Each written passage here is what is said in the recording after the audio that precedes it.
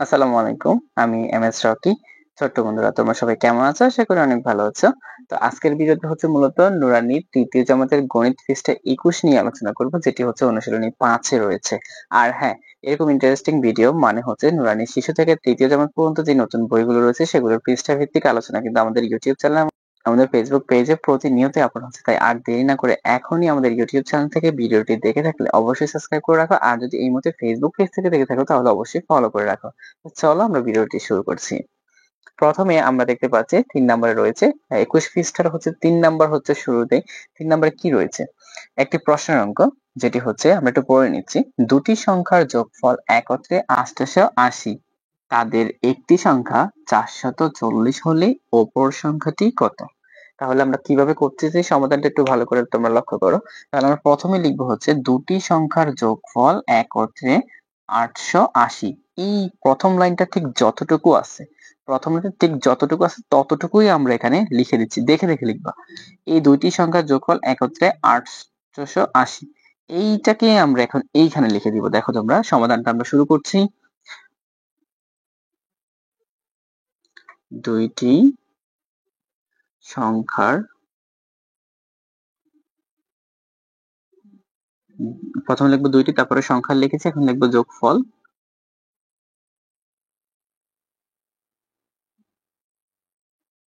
যোগফল একত্রে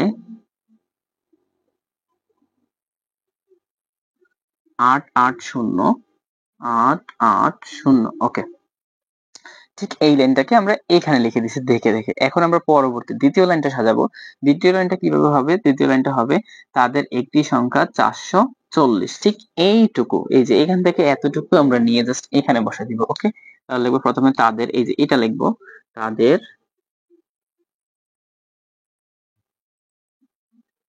তাদের একটি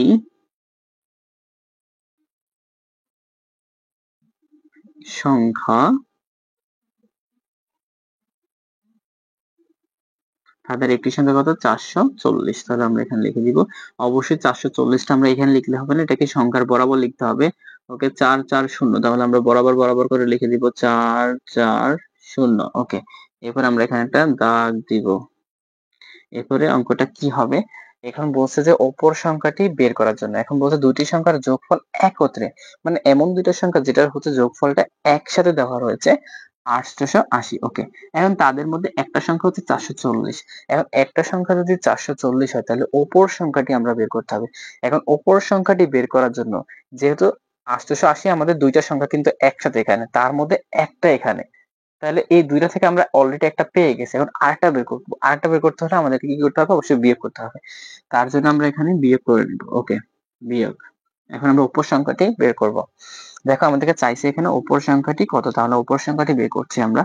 বিয়োগ করলে ০ ০ ০। ওকে, এখন দেখো অবশ্যই সংখ্যা সংখ্যা বরাবর হতে হবে, না হলে অঙ্ক হবে না।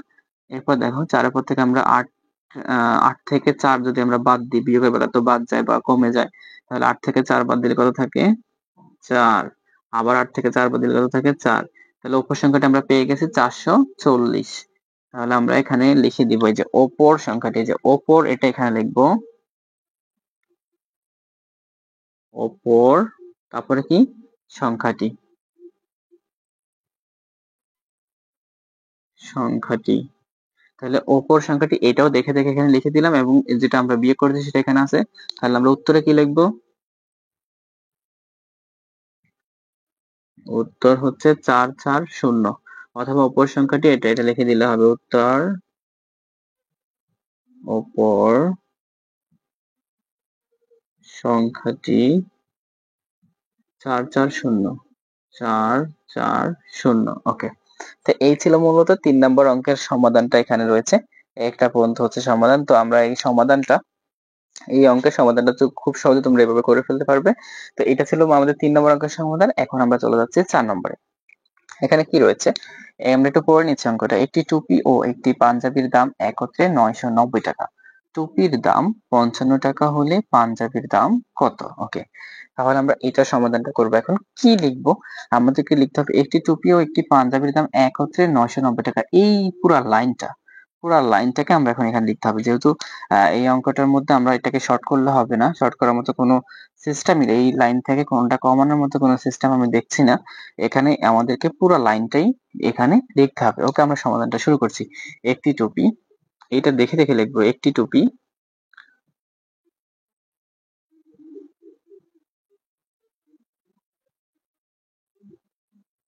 একটি টুপি ও একটি পাঞ্জাবির, ও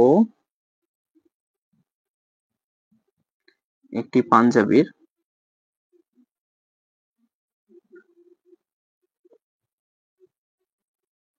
দাম একত্রে কত?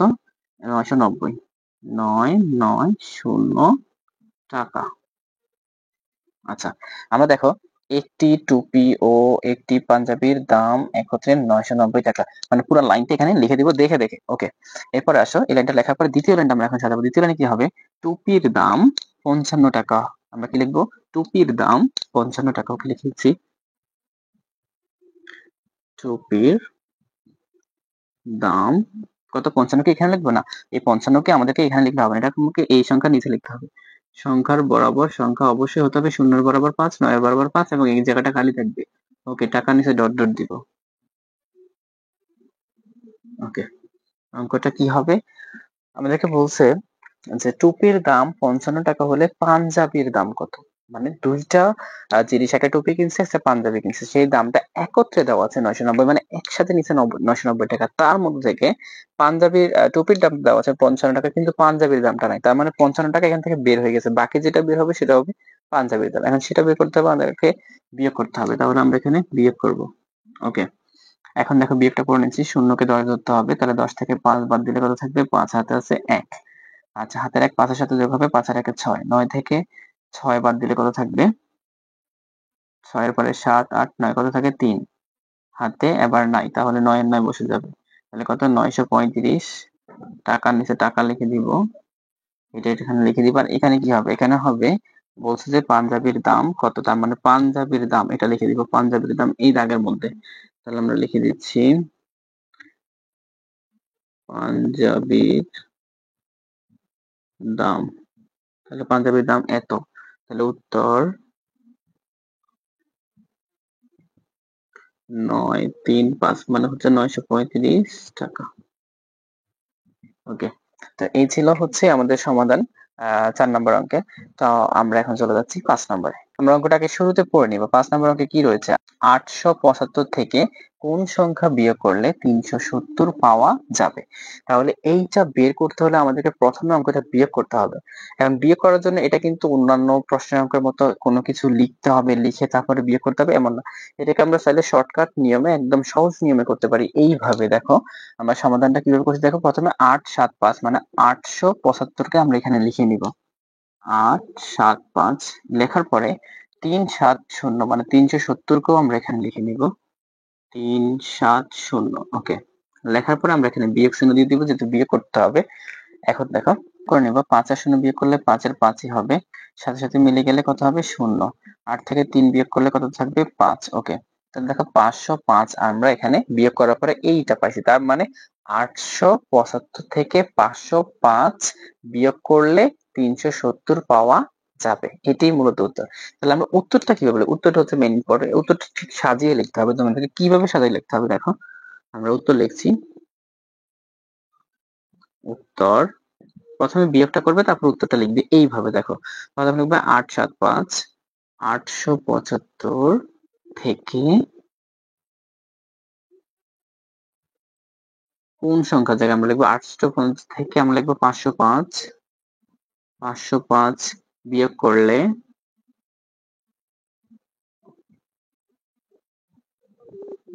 বিয়োগ করলে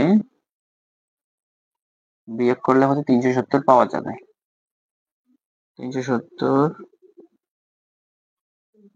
পাওয়া যাবে। তো এটা উত্তরটাকে কিন্তু লিখতে হবে, মোস্ট ইম্পর্টেন্ট উত্তরটা, যে 875 থেকে 875 থেকে 500, এই যে 505 বিয়োগ করলে মোট 370 পাওয়া যাবে। তো এই ছিল মূলত আমার 5 নম্বর অঙ্কের সমাধান। তো তোমরা ঠিক এতটুকু করে নিবে এইভাবে। তো এখন আমরা চলে যাচ্ছি, এটা 5, আমরা চলে যাচ্ছি এখন 6 নম্বরে। আমরা প্রশ্নটা শুরুতে পড়ছি 6 নম্বর অঙ্কে। একটি গ্রামের জনসংখ্যা হচ্ছে 1276 জন, পুরুষের সংখ্যা হচ্ছে 729 জন হলে নারীর সংখ্যা কত? আমাদেরকে বের করতে বলছে, নারীর সংখ্যাটা আমাদেরকে বের করতে হবে এই অঙ্কে। তাহলে প্রথম লাইনটা কিভাবে সাজাচ্ছি সেটা দেখো। আমরা সমাধানটা শুরু করছি। প্রথম লাইনে আমরা লিখবো একটি গ্রামের জনসংখ্যা 1276 জন। ঠিক প্রথম লাইনটা যতটুকু রয়েছে আমরা ঠিক ততটুকুই এখানে লিখে দিব। ওকে, একটি গ্রামের জনসংখ্যা আমরা লিখছি একটি। তোমরা দেখে দেখে করবে অঙ্কটি, মুখস্থ করার কোনো প্রয়োজন নেই। একটি গ্রামের জনসংখ্যা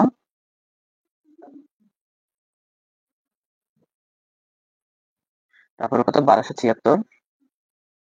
1276 জন। ওকে, প্রথম লাইনে যতটুকু ছিল ততটুকু লিখে দিচ্ছি। এখন সেকেন্ড লাইন মানে দ্বিতীয় লাইনটা আমাদেরকে সাজাতে হবে। দ্বিতীয় লাইনটা আমরা কিভাবে সাজাবো? দ্বিতীয় লাইনে আমরা লিখবো পুরুষের সংখ্যা 729 জন। এটা লিখবো পুরুষের সংখ্যা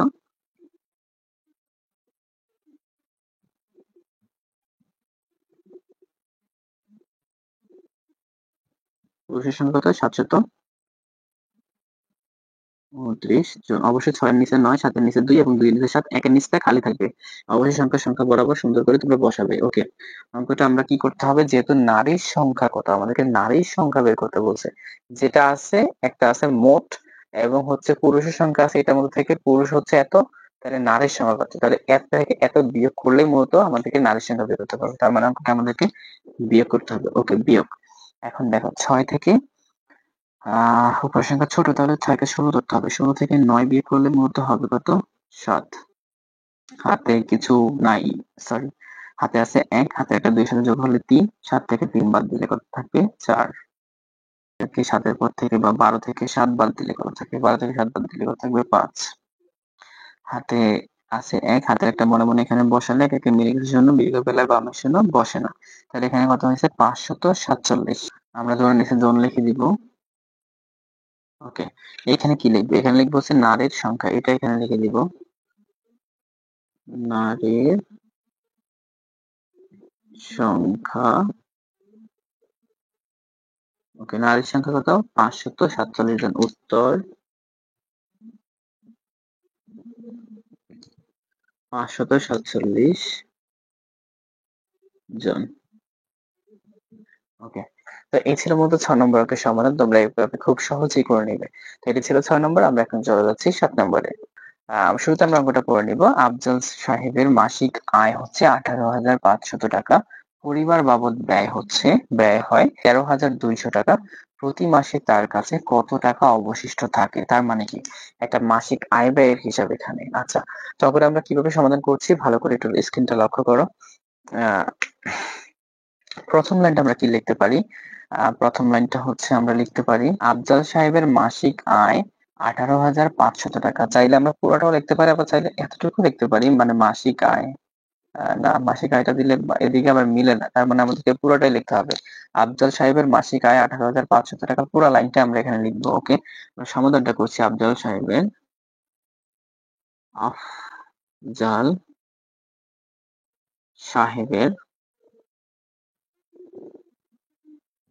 মাসিক আয় 18,500 টাকা। এটি ছিল আমাদের প্রথম লাইন। এখন আমরা দ্বিতীয় লাইনটা সাজাবো। দ্বিতীয় লাইনটা কি হবে? দ্বিতীয় লাইনটা হবে পরিবার বাবদ ব্যয় 13,200 টাকা। প্রথমে লিখবো পরিবার বাবদ ব্যয়, এটা লিখবো এখানে পরিবার বাবদ ব্যয়। পরিবার বাবদ ব্যয় কত? 13,200 টাকা। ওকে, আমরা এখানে লিখে নিচ্ছি। সংখ্যা বরাবর লিখতে হবে 13,200 টাকা। টাকা নিচে ডট আমরা 0 0, 5 এর নিচে 2, 8 এর নিচে 3 এবং 1 এর নিচে 1 দিতে হবে। ওকে, এরপর আমরা কি করবো? দাগ দিব।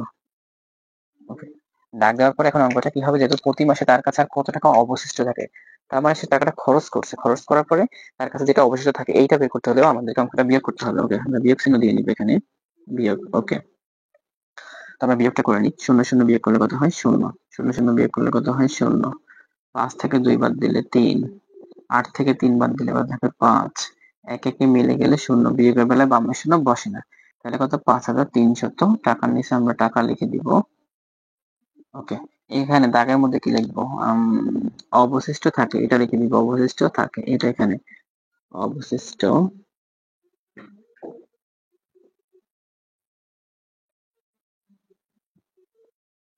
থাকে 5,300 টাকা। তাহলে উত্তর